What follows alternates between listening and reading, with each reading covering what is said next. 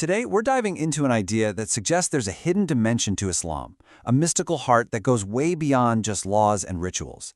The goal? Something really profound, a direct, personal union with the divine. So let's get into it. So let's start with a big question, the one that really kicks this whole thing off. What if the version of Islam many of us know is only the outer shell? What if its deepest, most powerful secret is something else entirely? This frames our whole exploration as a journey of discovery. Okay, so what we're looking at here is a huge contrast. On one side, you've got the common view, Islam as a religion of rules, of law, of external actions. But on the other side, there's this idea of an inner path, a mystical journey focused on divine love, on moving beyond the self, and ultimately on becoming one with God. So, where do you find this hidden path? Well, the argument is that the Quran itself has two layers. You've got the Zahir, which is the literal, outward meaning, everyone can read. But beneath that, there's the Batin, a secret, esoteric meaning that acts as a kind of spiritual roadmap for anyone seeking that divine connection. And at the very heart of this mystical path is a concept called Tawheed. Now, this isn't just about believing in one God. In this context, it's the key to everything. It's the profound realization that your separate self, your ego, is basically an illusion. The real goal is to dissolve that illusion and see that only the divine truly exists. So, if it's a journey, how do you actually travel it? Well, the source lays out a really clear, structured path. It's a journey with 3 distinct levels of awakening that take you from the outside world of discipline deeper and deeper into an inner reality. And check out this progression, it's fascinating. You start with Sharia, that's the outer path, the laws, the ethics.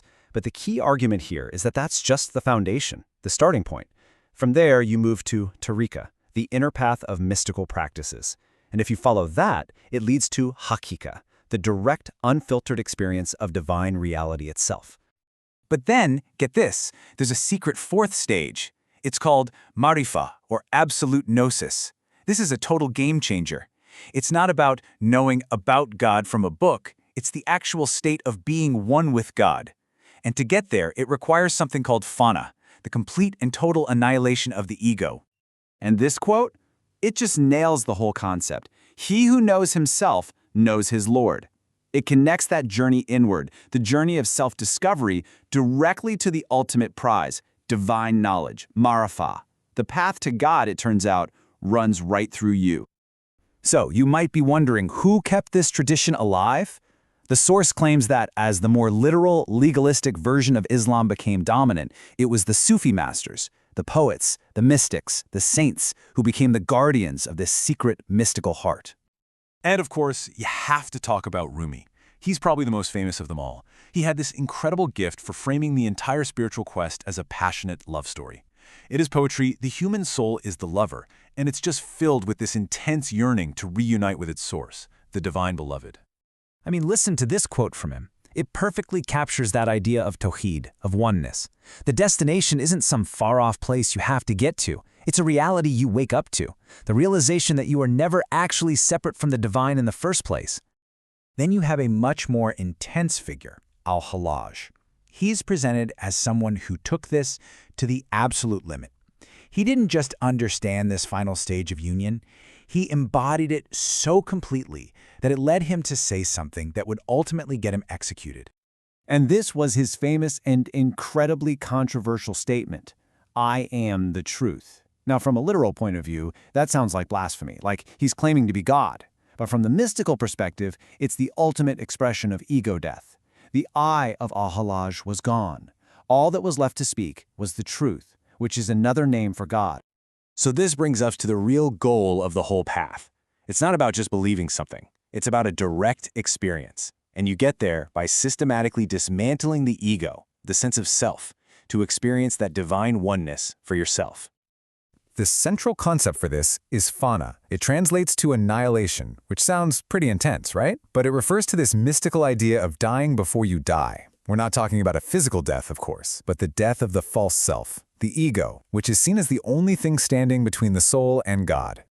And this isn't just some later mystical idea. The source points to verses like this, right from the Quran, to back it up. This idea of divine nearness isn't something you achieve, it's something you just have to realize is already true. The feeling of separation is the illusion, and fana is the process of waking up from it. So how do you actually work towards this state? Well, there's a whole toolkit of practices designed to purify the heart. You've got contemplative stuff like zikr, which is the constant remembrance of God, and muraqaba, a kind of deep meditation. And then you have more active things like sama, ecstatic music and dance, or khidma, which is just selfless service to others. All right, so now we get to the final and maybe the most controversial argument in the book. The idea that this whole mystical path wasn't just forgotten by accident.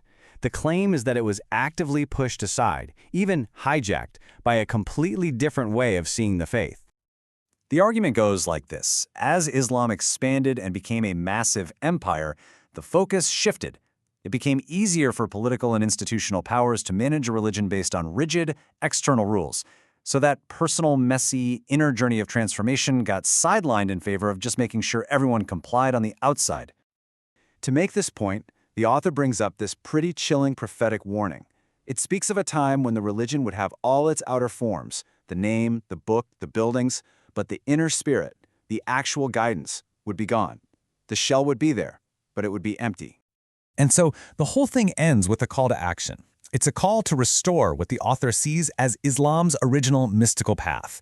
And that means moving beyond rigid divisions and embracing those universal teachings of divine love and unity that, it's argued, lie at the true heart of the faith. And that leaves us with one last big question to chew on. If this source is right, and the ultimate spiritual journey is an internal one, a journey of dissolving the self into the divine, then what does that say about the role of organized religion, any organized religion, in the world today? Definitely something to think about.